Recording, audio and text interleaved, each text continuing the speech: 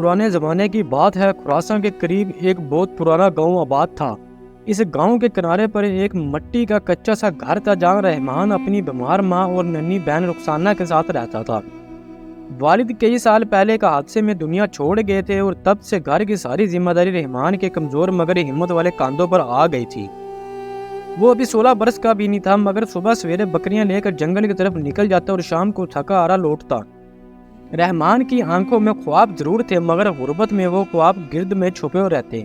کبھی کبھی وہ آسمان کی طرف دیکھ کر سوچتا، کیا میری زندگی بھی کبھی بدلے گی؟ کیا میں ہمیشہ چرواہا ہی رہوں گا؟ ماں اسے تسلی دیتی، بیٹا اللہ سب کی سنتا ہے، محنت کرنے والوں کو کبھی خالی نہیں لوٹاتا۔ لیکن دل کے ایک کونے میں اسے لگتا تھا جیسے اس کی قسمت بس ایک چرواہے کی ہی لکھی گئی ہے۔ ایک دن معمول کے مطابق بکریاں چرا رہا تھا کہ اس کی نظر جنگل کے ایک ایسے راستے پر پڑی جو پہلے کبھی نہیں آیا تھا۔ گھاس کچھ دبی ہوئی تھی جیسے کوئی وہاں سے گزرا ہوا ہو، دل میں خوف بھی تھا اور تجسس بھی، مگر غربت نے اسے بہادر بنا دیا تھا۔ جس نے زندگی کی سختیاں دیکھ لی ہو وہ اجنبی راستوں سے نہیں ڈرتا۔ وہ آہستہ آہستہ اس راستے پر چل پڑا۔ راستے ایک پرانے زیتون کے درخت تک جاتا تھا۔ درخت کی جڑوں کے نیچے کچھ مٹی ہٹی ہوئی تھی جیسے وہاں کچھ دفن ہو۔ رحمان نے جھجکتے ہوئے مٹی ہٹائی تو ایک بھاری لکڑی کا صندوق نکلا۔ دل زور سے دھڑکنے لگا۔ صندوق کھولا تو اندر ایک پرانی گرد میں ڈوبی ہوئی کتاب رکھی تھی۔ اس کے ورق پر سنہری حروف میں لکھا تھا، جو اس کتاب کا حق جانے اس کی زندگی بدل جائے۔ رحمان کتاب گھر لے آیا۔ ماں گھبرا کر بولی، بیٹا ایسی چیزیں کبھی کبھی آزمائش بھی ہوتی ہے، محتاط رہنا۔ لیکن رحمان کے دل میں عجیب سی کشش پیدا ہو گئی تھی۔ رات کے وقت جب سب سو گئے وہ چراغ جلا کر کتاب کھول کر بیٹھ گیا۔ اس میں عجیب انداز کی تحریریں تھی، کچھ دعائیں، کچھ اعمال، کچھ نصیحتیں۔ ایک صفحے پر لکھا تھا، اگر دل میں شکر اور زبان پر صدق ہو تو یہ کتاب تمہاری قسمت کا دروازہ کھول سکتی ہے۔ رحمان نے ارادہ کیا کہ وہ اس کا پورا حق ادا کرے گا۔ اگلے دن اس نے کتاب کے مطابق اللہ کا شکر ادا کیا اور نیت کی کہ جو بھی ملے گا وہ سب سے پہلے ماں کے علاج پر خرچ کرے گا۔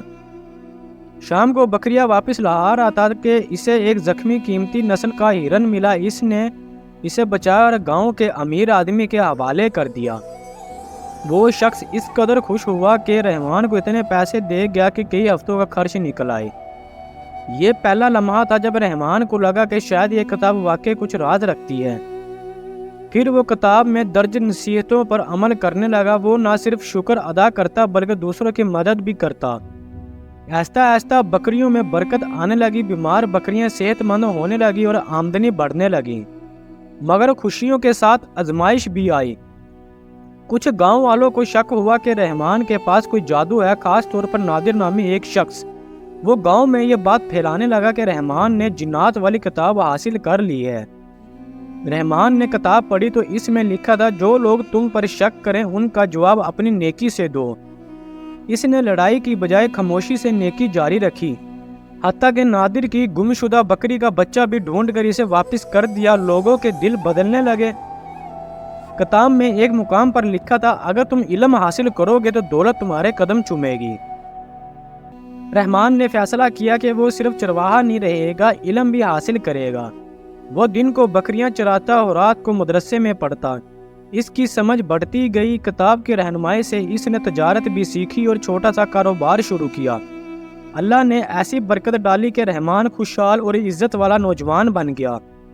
ایک دن کتاب کے آخری صفحے پر وہ سنہری جملہ نمودار ہوا جو کبھی پہلے نظر نہیں آیا تھا، اے چرواہے، کتاب نے تمہاری نیت، صبر، شکر اور نیکی نے تمہاری زندگی بدلی ہے۔ کتاب تو صرف راستہ دکھاتی رہی ہے۔ یہ پڑھتے ہی کتاب بند ہو گئی۔ اس کا رنگ دھندلا ہونے لگا، جیسے دوبارہ صدیوں کے لیے سو گئی ہو۔ رحمان نے اسے دوبارہ اسی درخت کے نیچے دفن کر دیا تاکہ وہ کسی اور مایوس دل کے لیے امید بن سکے۔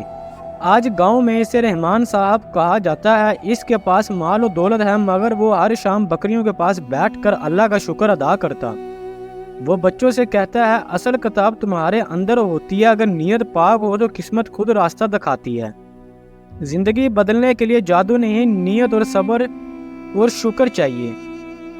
پوری کہانی سننے کے لیے آپ سب دوستوں کا بہت شکریہ۔ آپ کو یہ کہانی کیسی لگی پلیز کمنٹس میں اپنی رائے دیں اور ہمارا channel story T V official کو سبسکرائب کریں، بیل آئیکن کا بٹن دبائیں۔